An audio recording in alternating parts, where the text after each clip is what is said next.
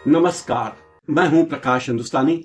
आज बात करेंगे गेम चेंजर फिल्म के बारे में। यह फिल्म दक्षिण भारत के मशहूर निर्देशक शंकर की फिल्म है। इस फिल्म में रामचरण ने दोहरी भूमिका निभाई है और कहते हैं कि इस फिल्म का बजट 500 करोड़ था। इस फिल्म में 5 गाने हैं जिनके फिल्माने के लिए करीब 75 करोड़ रुपए खर्च किए गए हैं। यानी स्त्री 2 जैसी फिल्म जो 60 करोड़ में बनी थी, उससे ज्यादा पैसा इन्होंने गानों के ऊपर खर्च कर दिया है। तो आखिर गेम चेंजर क्या होता है? गेम चेंजर वो होता है जो खेल के नियम बदल दे, खेल का नतीजा बदल दे और खेल को उस मोड़ पर ले जाए जहां सब कुछ बराबर नजर आता है। इस फिल्म में यही काम हीरो करते हैं। हीरो यानी रामचरण। रामचरण को इस फिल्म में बताया गया कि ग्लोबल सुपरस्टार हैं, यानी टाइटल में उनके नाम के आगे ग्लोबल सुपरस्टार रामचरण लिखा होता है। गुस्सा उनकी नाक पे होता है और वो नियंत्रण से बाहर होता है। हर बार नियंत्रण से बाहर होता है, लेकिन फिर वे अपने गुस्से को चैनलाइज करते हैं और प्रेमिका के कहने पर आईएएस बनने की कोशिश करते हैं, यूपीएससी की परीक्षा देते हैं और आईपीएस में सेलेक्ट होते हैं, आईएएस नहीं हो पाते। लेकिन फिर वो परीक्षा देते रहते हैं और आईएएस बन ही जाते हैं। लेकिन यहीं से कहानी शुरू होती है। एक आईएएस की जो राजनीतिज्ञों पर नियंत्रण करना चाहता है, भ्रष्टाचार को रोकना चाहता है, और वहीं राजनीतिज्ञों की, यानी फिल्म कुल मिलाकर घिसे पीटे फार्मूले पर आ जाती है कि तमाम नेता भ्रष्ट होते हैं और जनता को धोखा देते हैं, वोट खरीदते हैं, चुनाव में बेईमानी करते हैं, तस्करी करते हैं, भू माफिया की तरह काम करते हैं, खनिज माफिया की तरह काम करते हैं, गुटखा माफिया की तरह काम करते हैं। ये सारी बातें इसी फार्मूले पे है। लेकिन जो आईएएस है वो रूटीन से हटके है और वो सुपरस्टार है। अब तक हमने सिंघम में एक थानेदार को सिंघमी करते देखा था, यानी सिंघम जो कानून से परे जाकर अपनी बात कहता है, जो कानून की बात कानून से परे जाकर मनवा लेता है।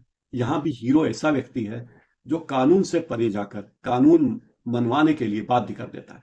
तमाम लोग कानून मानते हैं और इसी तरह इस फिल्म में भी हीरो अपनी बात कहता है। लेकिन फिल्म में बहुत झोल है, बहुत झोल क्या, झोल ही झोल है। और कुल मिलाकर फिल्म किसी निष्कर्ष पर नहीं पहुंच पाती। जो गेम चेंजर नाम रखा गया है वो गेम ओवर लगता है। 2.25 घंटे की फिल्म में सारे मसाले डाले गए हैं। Action, dance, drama, fighting scene तो गजब के हैं।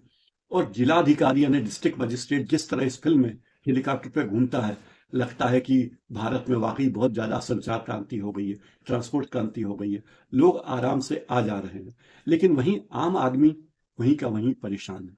तो सवाल यह है कि जो हीरो नाचता गाता है, जिसके पीछे जब वो नाचने गाने लगता है तो सैकड़ों की संख्या में पीछे सह नर्तक आ जाते हैं, तो बड़ी अजीब बात लगती है। लेकिन ये है। तो सवाल यह है कि क्या कोई आईएएस इस तरह कानून को अपने हाथ में ले सकता है? क्या आईएएस अधिकारी होने का मतलब यह है कि वो कानून को अपने हिसाब से चलाए? और इस फिल्म में जिस तरह आईएएस को सस्पेंड होते दिखाया गया है, जिस तरह आईएएस को प्रमोशन पाते दिखाया गया है, और अंत में जिस तरह आईएएस का एक राज्य का मुख्य चुनाव अधिकारी होना और उस मुख्य चुनाव अधिकारी की मुख्यमंत्री पद के दावेदार भ्रष्ट नेता से भिड़ंत दिखाई गई है, वो अजीब लगता है कि आखिर ये आईएएस अधिकारी ऐसे होते हैं क्या?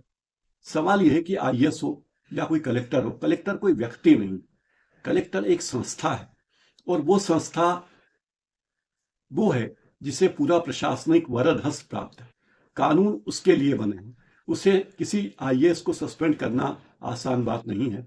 किसी आईएएस को बर्खास्त करना हो तो राष्ट्रपति के हस्ताक्षर लगते हैं।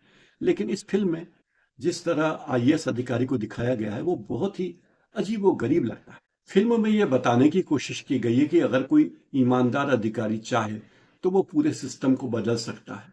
खास करके अगर वो आईएएस अधिकारी है तो निश्चित ही वो पूरे सिस्टम को बदल सकता है। किसी भी जिले में सेना को बुलाने का अधिकार भी वहां के जिलाधिकारी को होता है। जिलाधिकारी यानी आईएएस या कलेक्टर किसी मंत्री का मौखिक आदेश मानने से मना कर सकता है। ये सब बातें इस फिल्म में दिखाई गई हैं। लेकिन जिस तरीके से एक आईएएस को दिखाया गया, बाप रे बाप, तौबा, क्या आईएएस अधिकारी ऐसे होते हैं? तो इस तरह एक अच्छी कहानी का गेम चेंजर में एक अच्छी कहानी का सत्यानाश कर दिया गया। गुस्सा हीरो की नाक पर रहता है और वो उस नाक पे बैठे गुस्से को जैसे बदलता है तो हिंसा का वो तांडव देखने को मिलता है जो हमें पुष्पा फिल्म में भी देखने को नहीं मिला।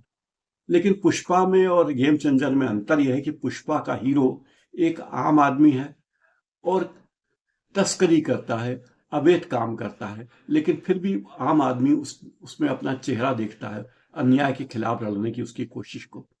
यहाँ जिलाधिकारी के रूप में कितने लोग रामचरण को अपना प्रतिनिधि मानेंगे, उस पे अपना हक जताएंगे, ये बात कहने वाली नहीं। फिल्म में गाने ही गाने हैं, गाने कम है, लेकिन जिस तरीके से गाने फिल्माए गए हैं वो चमत्कृत करने वाला। इतना बड़ा मतलब तांडव खड़ा किया है हर गाने के पीछे, सैकड़ों कहीं तो हजार भी होंगे नर्तक हैं, पूरा का पूरा परिदृश्य रंग बिरंगा कर दिया गया। और अंत में नतीजा क्या निकलता कि दर्शक को कोई भी गाना रुचता नहीं। सिनेमा हॉल से बाहर जाते वक्त दर्शक कहता कि अरे ये फिल्म इतनी लंबी बना दी, इसकी क्या जरूरत थी भाई इतनी लंबी फिल्म बनाने की। और दर्शक मन महसूस कर रह जाता है। पता नहीं दक्षिण भारत में तमिल, तेलुगु, मलयालम और कन्नड़ में से कैसा रिस्पॉन्स रहा, दर्शक कितना पसंद कर रहे हैं। एडवांस बुकिंग तो काफी अच्छी हुई है और कहते हैं कि ये फिल्म पुष्पा 2 के बाद उसका रिकॉर्ड तोड़ने की लाइन में लगी हुई है। रामचरण इस फिल्म में डबल रोल में है, पिता और पुत्र के रोल में है। और उन्होंने जो एक पिता के रूप में एक साधारण सी भूमिका निभाई है, हकलाने वाले व्यक्ति की, वो दिलचस्प है। और हम देखने के जिस तरह आम आदमी पार्टी सत्ता में आई थी ईमानदारी की बात करके, वैसे ही फिल्म में भी एक पार्टी ईमानदारी की बात करके सत्ता में आती और फिर भ्रष्टाचार करने लगती। ये सारी बातें इस फिल्म में। कभी कभी हमें लगता है कि हम कोई राजनीतिक फिल्म देख रहे हैं, कभी लगता है कि हम एक जादू भरी कहानी देख रहे हैं जिसमें कोई खास बात है ही नहीं। फिल्म में बार बार फ्लैशबैक होता है, फिल्म की गति बहुत तेज है, मनोरंजन के तमाम साधन फिल्म में है। अगर आप दिमाग पर जोर न दें तो फिल्म मनोरंजन जरूर करती है, लगता है कि फिल्म एंटरटेनिंग है। लेकिन फिर वही बात कि आखिर दर्शक को इस फिल्म में क्या मिलता है और वो अपने साथ क्या लेकर जाता है।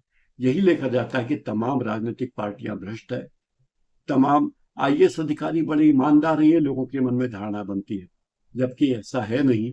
आईएएस अधिकारियों के भ्रष्टाचार के किस्से आए दिन देखने को मिलते हैं, लेकिन आईएएस अधिकारी इतने चतुर हैं कि वे किसी जाल में नहीं फंसते, बल्कि लोग उनके जाल में फंसते हैं और वे ईमानदारी का पाठ पढ़ते हुए, ईमानदारी की बात करते हुए गायब हो जाते हैं। आपने देखा होगा कि बहुत कम आईएएस होते हैं जो भ्रष्टाचार के बावजूद सस्पेंड होते हैं या बर्खास्त होते हैं, लेकिन फिर भी आईएएस के गुण गाए गए हैं।